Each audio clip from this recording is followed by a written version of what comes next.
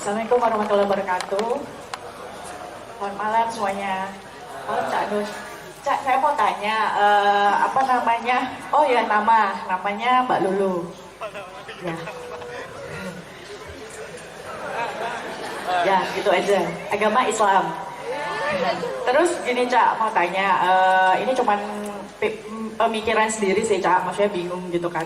Kita kan sholat kan ibadah yang nomor satu nanti akan dihisap, maksudnya itu tujuan utama kita hidup kan sholat gitu. Nah, kalau misalnya kita sholat terus apa namanya kan sering kadang kelewatan waktu sholat gitu. Yang saya pernah sering dengar tuh ya ibadah-ibadah yang lain tuh bisa ditebus gitu misalnya atau bisa digantikan gitu di waktu yang lain. Misalnya puasa, Ramadan itu wajib ya kan, saya sholat juga wajib, itu bisa ditebus di hari-hari yang lain gitu atau membayar fidyah atau apa. Tapi untuk sholat itu saya masih bingung Cak, apa kita misalnya sholat maghrib udah lewat nih,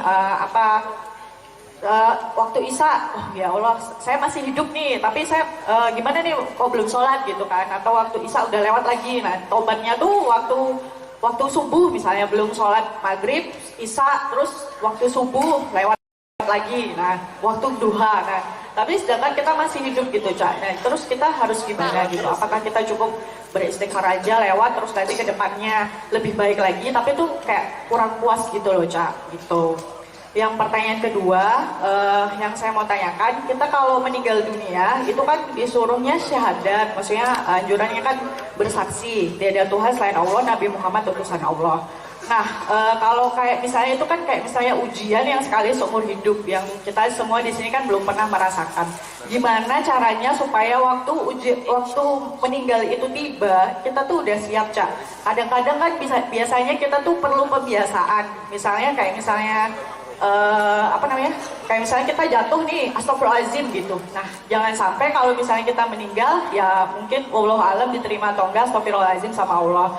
Tapi kan kita maunya asyhadu alla ilaha illallah Muhammadar Rasulullah wa asyhadu anna Muhammadar Rasulullah gitu. Nah, apakah itu harus kita latih setiap hari gitu? Gimana ya Cak gitu? Itu yang mengusik pikiran saya sih gitu. Terima kasih semuanya, selamat malam. Ya, terima kasih Mbak Lulu, dicatat oleh Mas Islami atau Mas Imam. Berikutnya Mas Mbak tuh Mas. Assalamualaikum warahmatullahi wabarakatuh. Ya, nama saya Anam. Saya itu ya baru pertama ini lihat sedekat ini dengan Mbah Nun. Dan selama ini saya mempelajari pemikirannya serta perjuangannya dan idealismenya hanya dari YouTube. Setelah saya lihat-lihat, ada satu yang membuat saya kagum tapi saya tidak tahu dengan dirinya. Dan saya harap nanti Mbak Nun bisa satu-satunya yang tahu. Bahkan saya cari karyanya pun gak ada. Tentang Umbulan Duparangi. Dan saya coba cari karya kerajaan itu banyak banget, dan satu-satunya orang yang Mbah Nun ngakui bahwa dia adalah guru saya itu adalah Umbulan Duparangi. Setelah saya cari karyanya itu sulit banget, dan saya mencari info tentang Umbulan Duparangi ini siapa sebenarnya ini, kok sehebat Mbah Nun bisa mengakui bahwa dia adalah guru saya. Nah, mungkin nanti bisa dipaparkan oleh Mbah Nun. Belum sewu, Mbah. Namanya siapa tadi Mas sekali lagi? Anam. Oke. Mbak Lulu, Anam, cukup 2. Oke. 2 dulu. Mbak Roto, nanti tolong nambahin jawaban. Saya tidak percaya tadi beritanya Pak Lurah mengenai ini mau. Tapi mesti Pak Lurah dan sering berguyon kalau Mbak Roto, dan saya lihat mereka sangat mesra. Ya, gimana ya? Terus Cik Lulu gini, yang pertama tadi adalah gantinya sholat, dendanya sholat. Secara teknis tidak ada. Tapi pedoman pertama, Allah itu mengampuni segala dosa kecuali syirik. Syirik itu manusia berpikir atau hatinya atau kelakuannya membuat Allah cemburu. Karena Allah ini menciptakan kita itu urusannya cinta. Jadi Allah itu seolah-olah suami agung kita bersama, kita itu istrinya. Jangan bikin dia cemburu. Dia satu-satunya Allah dan mengabdi hanya kepada dia, mengakui hanya kepada dia, jangan kepada yang lain. Apalagi banyak orang yang menuhankan dirinya, mengharamkan sesuatu seolah-olah dia Tuhannya. Itu namanya Fir'aun. Yang menuhankan dirinya itu di dunia ini contohnya adalah Fir'aun, sampai oleh Allah jenazah Fir'aun itu diawetkan beribu-ribu tahun di dalam lautan dan ditemukan kembali, dan sekarang Anda bisa lihat jenazahnya Fir'aun itu masih utuh, ya tidak utuh seperti orang hidup, tapi pokoknya masih rambutnya jelas, hidungnya seberapa, tinggi badannya jelas.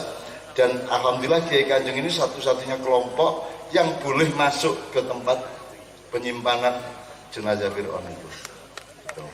Jadi kita nonton sowan ke tempat Fir'aun, saya di dua tempat. Yang satu ke tempat dia meninggal di lubuknya piramid. Jadi mlebu rono kudu ngene iki. Kudu mlaku setengah ndodok kae, mergo hanya tingginya hanya segini. Jadi aku kira-kira mlaku meh 600 meter iki nganggo setengah berangkang kuwi untuk melihat kuburannya Fir'aun secara resmi. Sekarang kalau di Jawa namanya petilasan, tapi kalau jasadnya ada di Museum Internasional di Kairo, dan kita semua masuk. Dan Pak Nevi ini begitu lihat mayat Fir'aun gerak, oh itu bocah ini nambut lagi wong gede ini kok rampe bagaimana Musa dikongkon ngelawan kuwi karena ini bocah, oh gitu kayak bisa gitu ya. Nah, Fir'aun itu dikutuk karena bukannya bikin Allah cemburu, bahkan mengkhianati, kan gitu. Wong selingkuh dari wajah dia cemburu, makanya saya bikin dan Allah dan Tuhan pun cemburu. Itu ojo, kan hidup ini urusannya cinta, transaksi dan perjanjian cinta dengan Allah. Allah mengatakan pada Rasulullah SAW, apabila orang-orang itu kul, katakan, in kuntum tuhibbunallaha fattabi'un. Kalau kalian mencintai Allah, meluakin aku di dalam, gitu ya. Jadi kalau ada belum sholatnya, aku tanya seorang belum sholat. Katakan singkat orang belum belas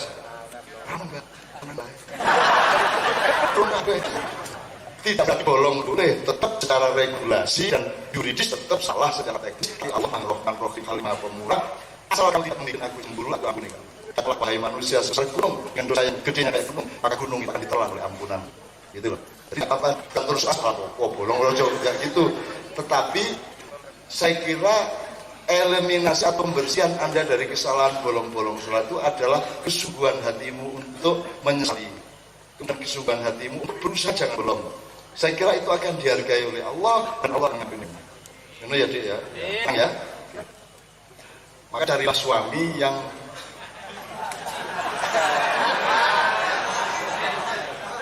tapi cari suami tenan malah berapa suami syukur.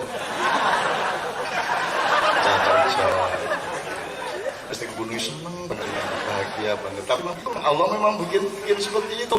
Dan kita punya kesepakatan orang apa keguyon kaya ngono. Karena nomi sithik-sithik, asu itu bukan jelek. Siapa bilang asu itu jelek? Asu tidak berdosa, asu tidak masuk neraka, ya toh. Jadi asu bahkan kakak kita secara alam semestaan. Jadi nek asu alhamdulillah saya jadi asu. Karena asu itu lebih baik dari manusia. Tidak ada asu berdosa, betul enggak? Tidak asu berdosa. Hanya orang yang berpikiran sempit yang kalau ada kata sedikit